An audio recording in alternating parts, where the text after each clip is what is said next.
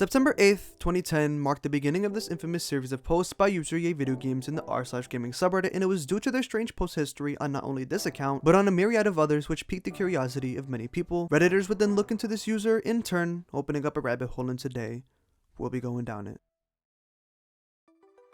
If we go to YayVideoGames account nowadays, it will only bring you here. However, if you go to the Wayback Machine, there you can find their post history, where they would engage in discussion on various topics. And of course, all of this would take place prior to the Steamworks incident in September of 2010. Like I previously mentioned, this incident would prompt users to look into YayVideoGames as their spam on this thread made them stick out. And surely enough, on the r/cleanliness subreddit, we not only see YayVideoGames here, but we see other users exhibiting a similar pattern of behavior.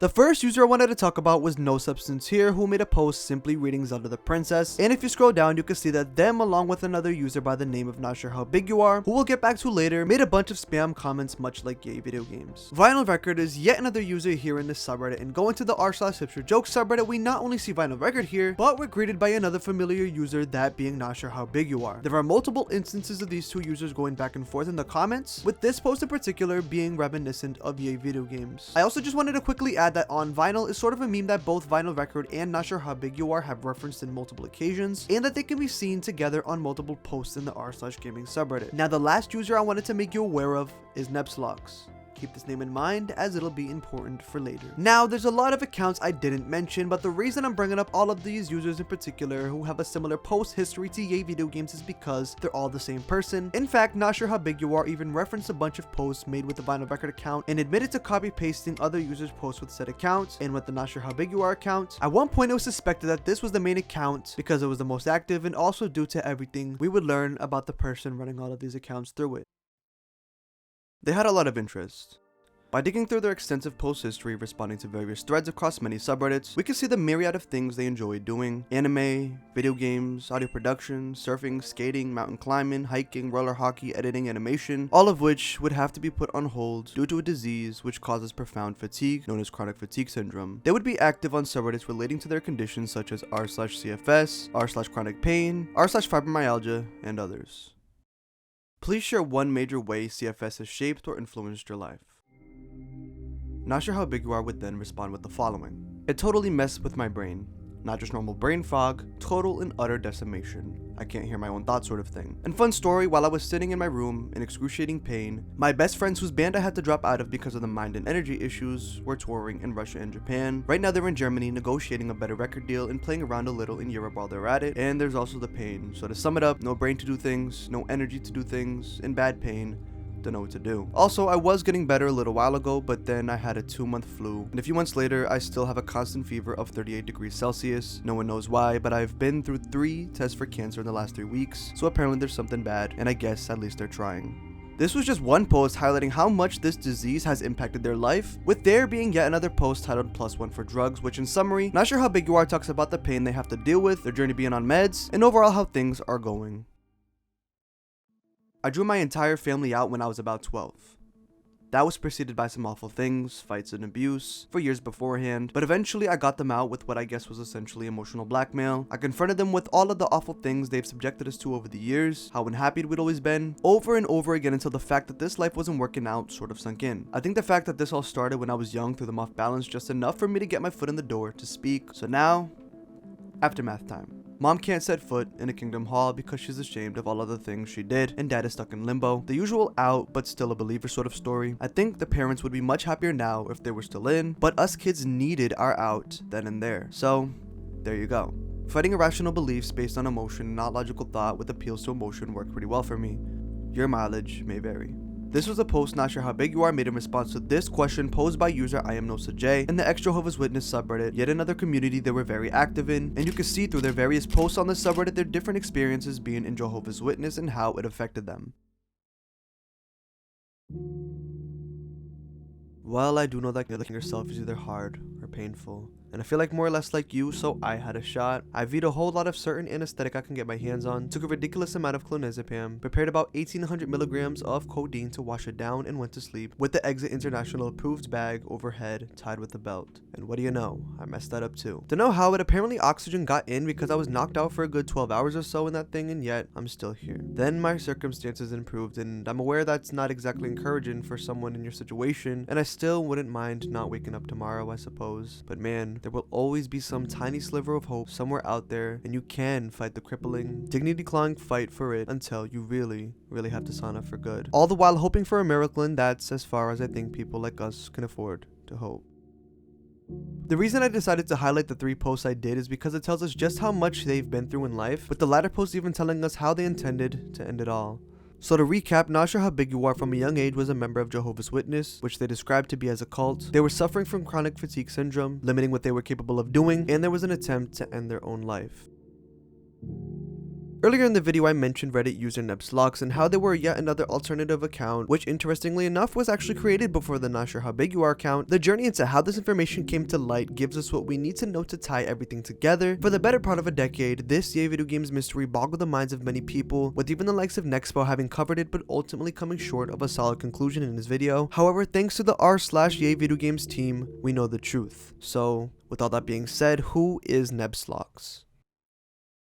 Melbourne, Australia, the place in which Nasher Habiguar references they're from in this post, and I have reason to believe that they're actually from Australia due to the various posts referencing said country and even their participation in the r/Australia subreddit. Going to an archive of Nebslox's now deleted Reddit account, we can see that they alluded to being from Melbourne, and thanks to this Redditor's findings, we know that it wasn't only on Reddit where this handle was used, but on a myriad of other sites we can see this exact same username being used. On a site called ModDB, we see yet another account using the same handle, and taking a look at the profile country, it says they're from Australia, but the overlap doesn't end here. Pony Arcade, yet another alt account, and the reason why this one is of interest is because it mentions some obscure games only ever mentioned by a handful of users on Reddit, with of course one of them being Nebslox and the other one being the one who got us here in the first place, our pal EA Video Games. Apparently the game Glumbuster, at the time OP wrote this, was only mentioned in 29 comments in all of Reddit, and of course that's what led them to making this connection. Remember the Steamworks incident? The whole Ubisoft goes, Steamworks bye-bye, always on DRM ordeal? Well, just a few days later, Nebslox would comment just that in response to a user named Serial Thriller on the r/WTF subreddit, where they linked to a thread on the r/gaming subreddit, and when we scroll down to the comments, we see our pal Yay Video Games once more. Just wanted to also add before we move on, a user by the name of T1Dong actually made a post straight up saying Ubisoft goes, Steamworks bye-bye, always on DRM, and then Yay Video Games just floods the entire post with more spam, and then on this post, there's a comment made with a link leading to this form, and there's yet another instance of the infamous Steamworks phrase, this time being posted by user Gray, and going to this thread we can see even more spam. Taking a look at Yay Video Games comments towards the way bottom, we see a bunch of links to random photos, including this photo, which is the exact same image used on Nebslox's Steam account, but there's even more connections. On a site called Last.fm, we can see Nebslox here. Going to the shout section, we can see someone by the name of Luke McLeish. Someone who knows Nebslox personally. Luke would eventually change his name to Luke Friezon and was part of a band known as Jack the Stripper, the band Nasher Habiguar hinted to in this post. Also, another detail to note is that this post was made August 27, 2014, which was around the time the band was on tour, specifically from 2012 until 2015. In an article on Beat.com published in 2016, an interview with Luke took place where he mentioned the following. My best friend, who I learned to play music with and who was always a massive advocate for the band and everything we've done, committed suicide last January, and that's had a profound effect on everything I've done since that point. He was my best mate and my first friend in high school, so it's been a difficult period and it still reverberates emotionally. When he says last January, he's referring to that of 2015, which was around the same time Nasher Habiguar made their very last post. March 22nd, 2019. The day a Reddit user going by the name we're already familiar with, that being Luke McLeish, posted the following on the r/Yay Video Games subreddit. Hi guys, I'm Luke and I'm one of Yay Video Games' best friends. Ask me anything. First off, let me just say that it's a great surprise to see such a big community around my best mate. I had no idea about this until today. His name was Lyndon and we lost him at the beginning of 2015. Life hasn't been the same ever since. Someone reached out to me on Facebook, so I thought I'd come over here and shed some light on Lyndon's life. Lyndon was an amazingly kind and intelligent guy who was really creative, who was constantly creating art and music, which he never recorded to my knowledge, animation, of which I still have in the archives, and he loved storytelling. He had a small group of friends in real life as he bailed on high school and started isolating himself due to his chronic illness in about 2005. We miss him very much, and due to his JW background, he never let us know the day he was born, but based on bits and pieces of info I picked up over the years, it would have been his 31st birthday last February. I know he would have loved that there was this much mystery around him after he's left us, but I think there's some more important topics to cover here, such as chronic pain, self-medication, invisible illness, the allied health system, and how important it is to seek to be among others in some way. I hope that we can draw some closure out of this and hopefully move a little bit closer towards having a further understanding and compassion towards people who may be in the position Lyndon suffered through. And below we can see some verification proving that this is the real Luke McLeish, since previously there were imposters. Now I won't get too much into the AMA, but in it Luke goes on to answer various questions people had about Yay Video Games. His name was Lyndon Wachtel. My sincerest condolences goes out to all family members, friends, and to anyone who knew Lyndon. May he rest in peace.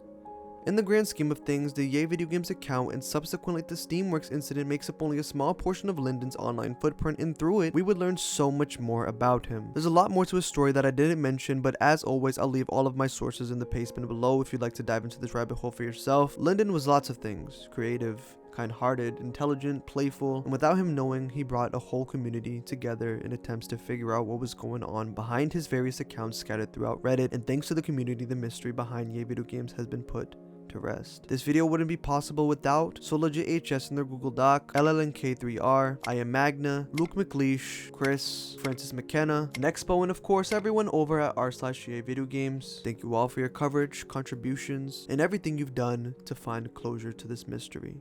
And once again, my sincerest condolences to all of Lyndon's loved ones. May Lyndon Wachtel rest in peace.